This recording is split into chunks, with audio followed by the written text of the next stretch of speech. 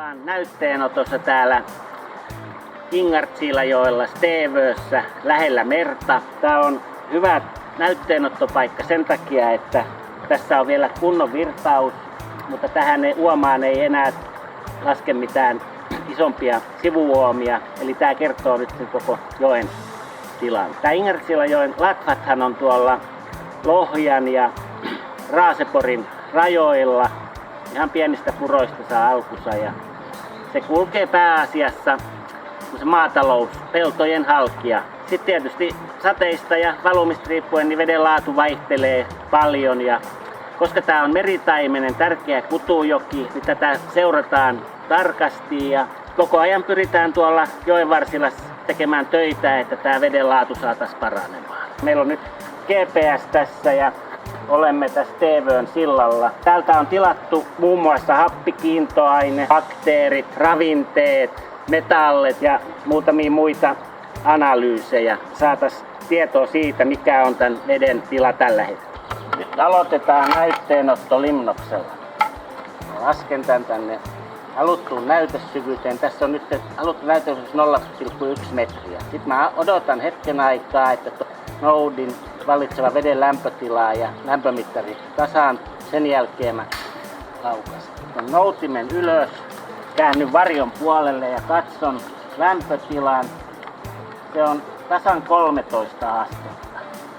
Katson ton veden väriä tossa. Se on ruskehtava, hieman samea.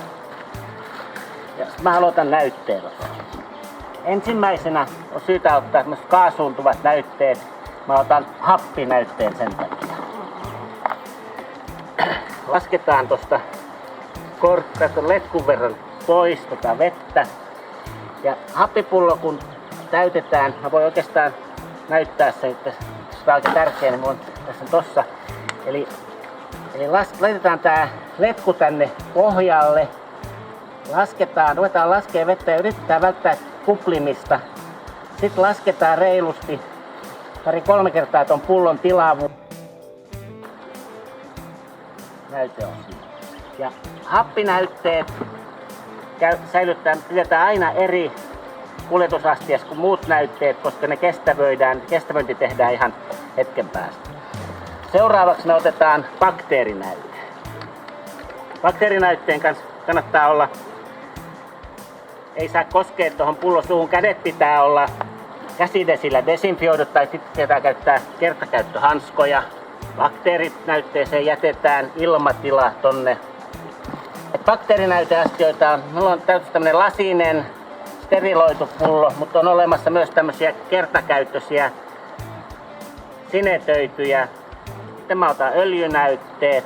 Tää ei tehdä tähän meidän omassa laboratoriosta, on alihankinta. Ja tässä on ohjeet tässä pullossa, eli näytetään tiettyyn näytemäärään.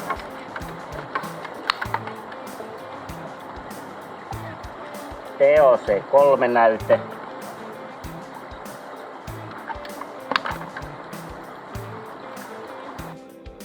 Tästä määritetään metallit.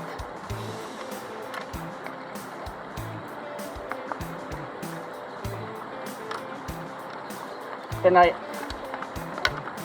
näyteastiat, erikoispullot, niin niitä ei huuhdella, mutta nämä muovipullot yleensä niin huuhdellaan tällä näytevedellä.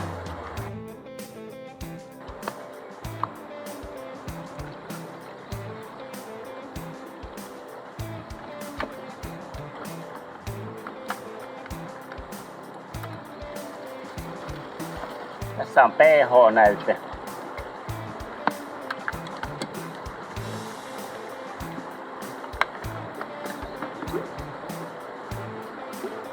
Täytetään ihan täyteen.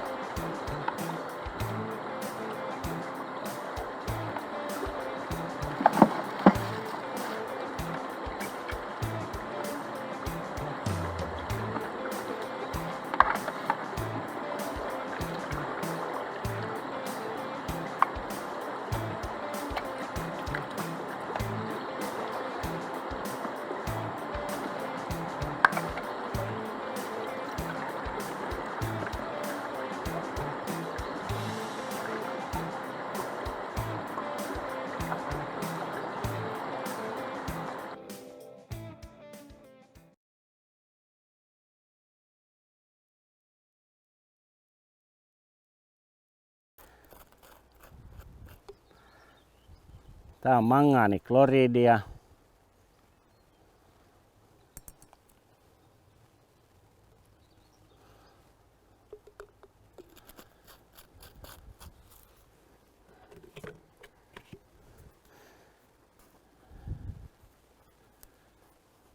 Ja alkaalista jodidia.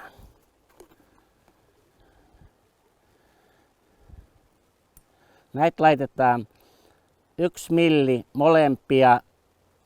Joskus on, jos jossakin kuuluu, että käytetään tätä alkaalista jodidia 2 milliä.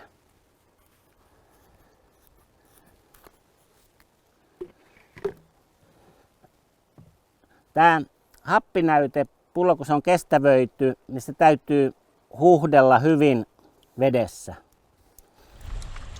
Ja muutenkin tämä on nyt, kun on voimakkaasti alkaalinen jodini, niin täytyy varoa, ettei muut näytteet kontaminoitu sen takia.